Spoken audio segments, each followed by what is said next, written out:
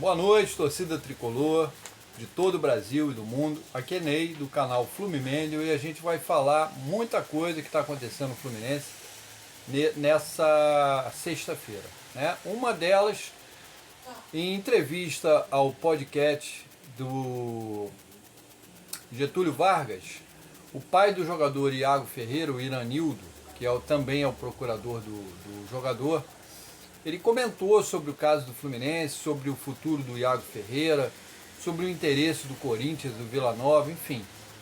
E o impasse está formado, né, galera? O Fluminense tem o interesse do retorno do jogador e tem o interesse da renovação de contrato do jogador, da prorrogação do contrato do jogador, porque o jogador atualmente tem contrato com o Fluminense e esse contrato vai até dezembro de 2024, tá? Então, em junho, o jogador já pode assinar um pré-contrato com qualquer equipe e sair de graça do Fluminense. Então, faltam só 3 meses para isso acontecer. E o Fluminense agora está correndo atrás do prejuízo para tentar renovar com o jogador, para utilizar o jogador no seu plantel. O jogador tem talento, o jogador é um dos destaques do Campeonato Carioca pelo Nova Iguaçu, time que é finalista do Campeonato Carioca contra o Flamengo. Então o Iago vem despertando interesse de muitos times do Brasil, por enquanto só do Brasil, né? Corinthians, Vila Nova, e pode ter outras equipes também conversando com o Iranildo. E o Fluminense, para não tomar uma pernada e perder o jogador de graça, está tentando renovar com o jogador. Só que o Iranildo, na entrevista, comentou que o jogador só volta para o Fluminense, só vai renovar com o Fluminense, se realmente o Diniz der chance para ele. Que para ele renovar, para ficar encostado, vendo outros jogadores tendo chance e o Iago nada, ele não vai renovar. Aí o Iago vai para outra equipe, tá? Então o impasse está formado e eu acho que é a hora do Diniz tomar vergonha na cara e dar chance pro garoto. O garoto é destaque do Campeonato Carioca, jogando num time pequeno, tá? E tem muito talento. O jogador é um jogador que pode jogar com a 10, com criação, é um jogador que pode jogar pelo lado direito, então é um jogador que pode jogar em várias posições do meio para frente. Então eu acho que é hora do Fluminense dar uma reciclada nesse elenco, dar chance não só para o Iago Ferreira, mas também para os outros jovens da equipe, tá?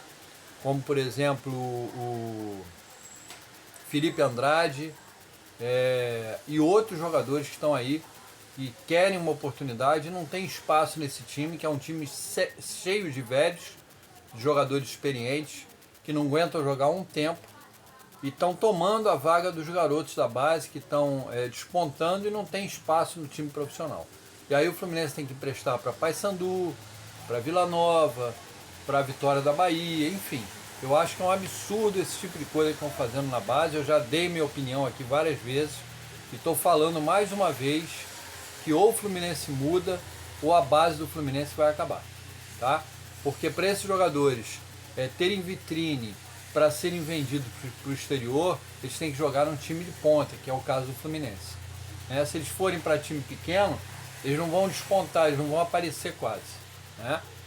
O Iago está aparecendo porque está jogando no futebol carioca e o time dele é o finalista do Carioca, é diferente. Gente, agora mudando de assunto, o Fluminense foi multado em $95 mil, aproximadamente R$473 mil, por infrações no jogo de volta da Recopa contra a LDU no Maracanã. Houve, por intermédio de alguns torcedores, o uso de sinalizadores, tá? E também teve perturbação do bem-estar da delegação nos hotéis. A torcida do Fluminense foi para os hotéis, começou a gritar, cantar músicas tricolores, enfim, não deixava a galera descansar. E com isso o Fluminense foi multado e esse valor vai ser descontado das futuras premiações da Conmebol que viriam para o Fluminense, né? Então, essa multa já foi decretada, R$473 mil, quase R$500 mil, tá? Outro assunto, o atacante Lucumí, colombiano, jovem jogador contratado, né? Ele foi escalado no segundo tempo contra o Flamengo de lateral direito, improvisado, porque ele não é lateral direito, ele é ponta, ele joga nas alas, nas pontas. e ele deve ter mais oportunidades agora na sua real posição, né? O Fluminense vai ter vários jogos agora pelo Brasileirão, Copa do Brasil, e o garoto deve ter oportunidade, né? O Fluminense também estipulou o valor mínimo para a venda do John Arias, 10 milhões de euros, tá?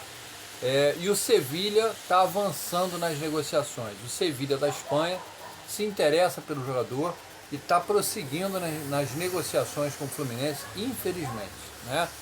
Um jogador que está com a seleção colombiana, ele vai participar do amistoso contra a Espanha, vai ser titular, é um dos destaques do Fluminense no ano, e infelizmente, se o Fluminense perder o Arias, não vai ter jogador para reposição no momento. O Alexander, volante, não vem treinando com o grupo. A preparação física decidiu que o jogador precisa de um reforço muscular. Então o Alexander está fazendo um trabalho à parte para reforçar a musculatura. Tá?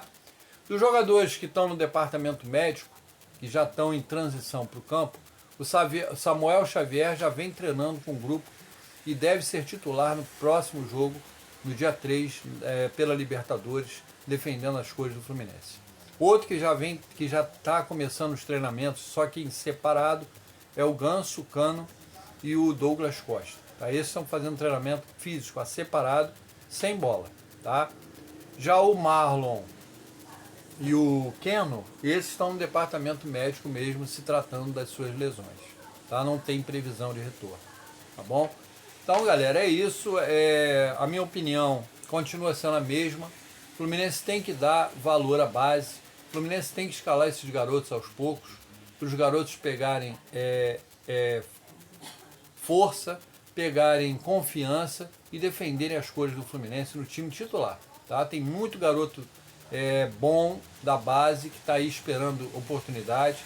E, infelizmente, esses jogadores antigos que já estão com o pé na aposentadoria estão tomando o lugar dos garotos, né? Ganso, Keno,